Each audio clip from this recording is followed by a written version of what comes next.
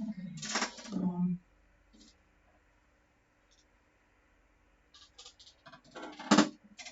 very good evening, everybody. This is Gulf Harbour Radio, Patricia and David, ZMH 286, and it is a beautiful evening, and we are very cheerful because we've had 2 glorious days in the weekend, plus a good day today. It started off a bit cloudy and mucky, but it's an absolutely glorious evening at the moment.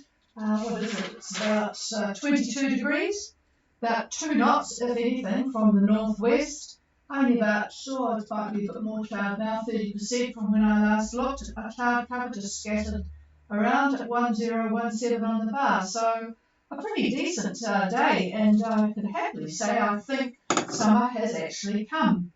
My Pohutakawa tree has told me that it is going to be a long, hot summer.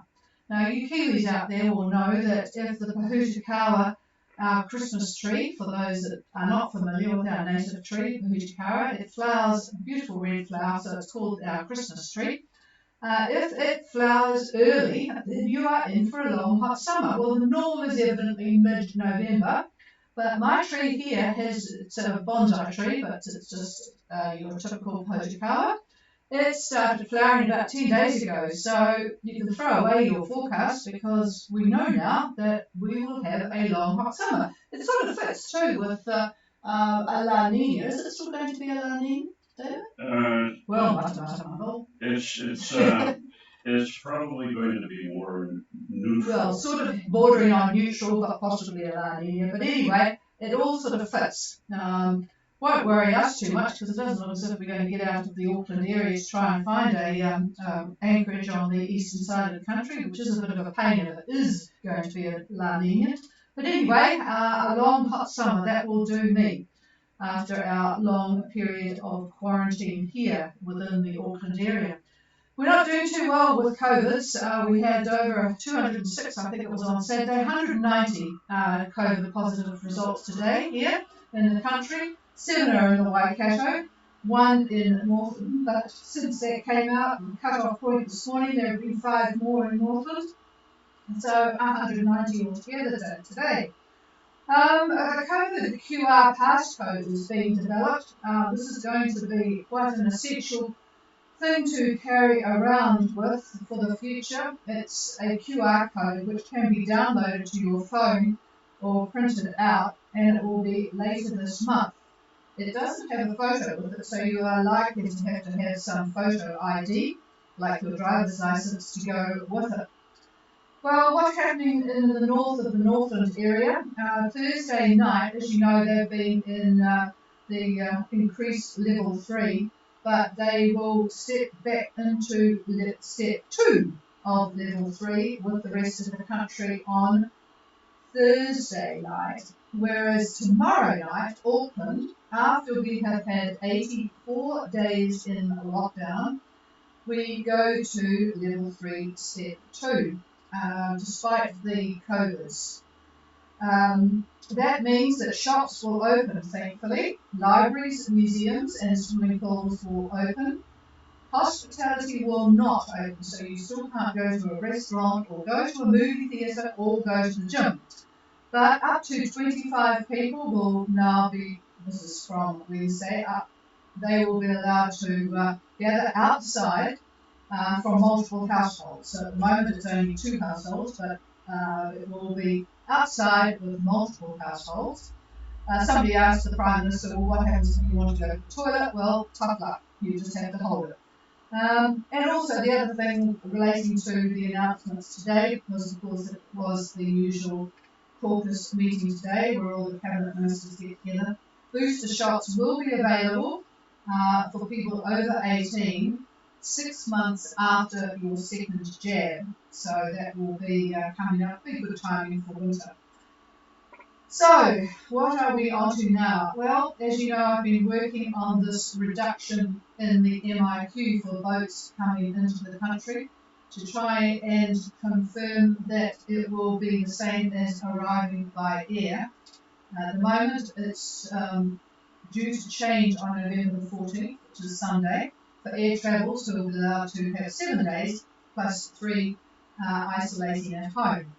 Now, There is a briefing paper which adjusts what is called the amendments to the COVID-19 Public Health Response Maritime Order number 2, which came out in 2020, and it's reviewed quarterly. Now, mostly this document deals with ships, ships coming in for repairs, maintenance, crew changes. It deals with the PPE requirements for the crew, how customs will deal with them, and so on. But there is an item which is called Aligning Maritime Border Requirements with the Air Border. So the other good thing about this document is that it recommends a decision maker function for a customs officer or a medical officer of health to determine whether the crew isolate on board or are transferred to a MIF, a quarantine facility.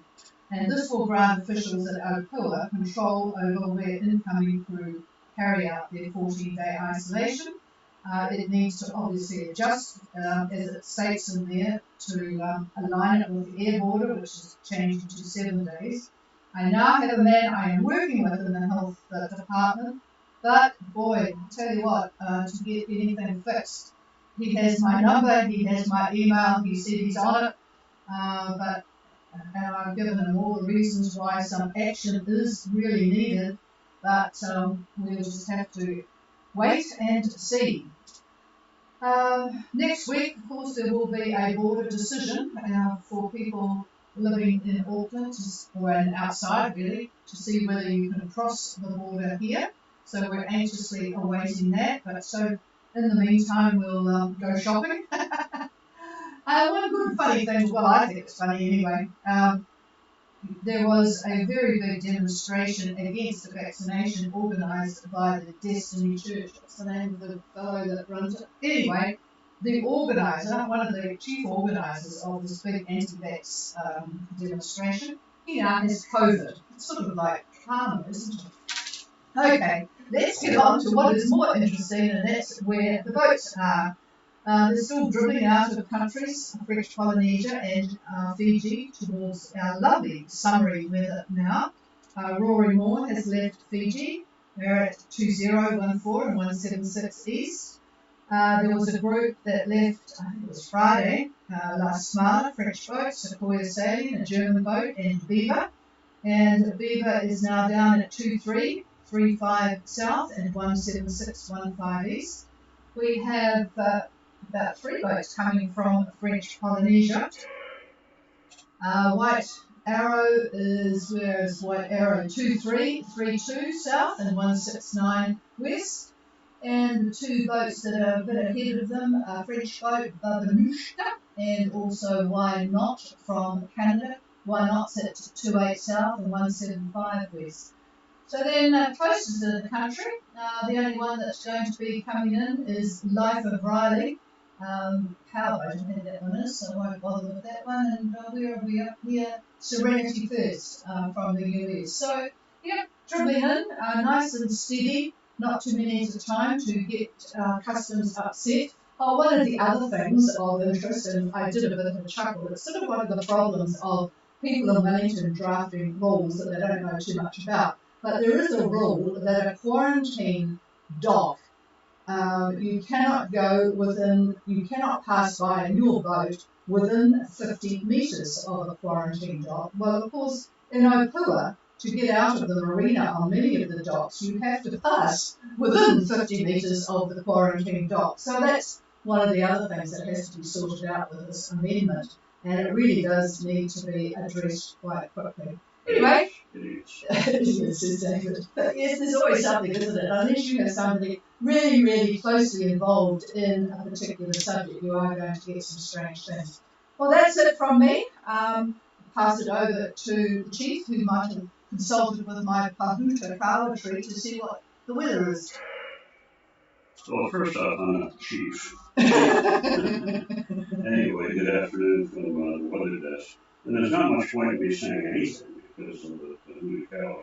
And some of these, this lore that comes down over the ages, there's a lot of truth to much of it. Anyway, I'm going to give you just a simple, brief analysis. This is a short week. So the weather between New Zealand and Fiji is what I'll address at the moment. We've got a weak and rather broad high sitting over New Zealand, but to the east of New Zealand, not too far to the east. The low sits roughly at about 45 south and the dateline. And the front runs more or less north to another low, a small low, at about 30 south and the dateline. So that's a second low. And the first low, by the way, is just north of Grove Island. Anyway, from this low, the trough runs all the way, well, it runs northwest to Vanuatu, while yet another trough from the low runs north to basically Wallace and Futuna, just to the east of Fiji, and tracks on north. And yeah, it goes on to Tuvalu, that particular one. And there's actually a third trough coming out of this little low. You wouldn't expect this little thing to have so much energy. But that low, or that trough rather, runs to Niue. And, well, what's left? This is the situation from Fiji Met, for those of you that are still up there. A trough lies slow moving over the eastern part of the group. And there is another trough that remains slow moving to the west of Fiji. So we've got two troughs, one on either side of groups. Forecast to midday tomorrow. Easterlies about 15 to 20 knots, moderate seas, and there'll be poor visibility in areas of heavy showers and thunderstorms, good chance of thunderstorms in this. And the further outlook, according to Fiji Met, easterlies about 10 to 15 knots. And again, possibility of heavy showers. And again, thunderstorms continue with the possibility of them as well. And that's really it. So I will hand it back to the real chief. Yeah, he's not doing any weather for those en route because we don't even think that anybody is listening en route. But if there is anybody listening en route or in Fiji for that matter, please call now.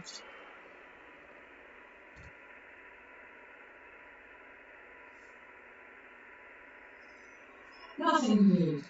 Nothing heard, and that is why, in fact, we are closing down on Friday. So we will be back on Wednesday and then finally on Friday.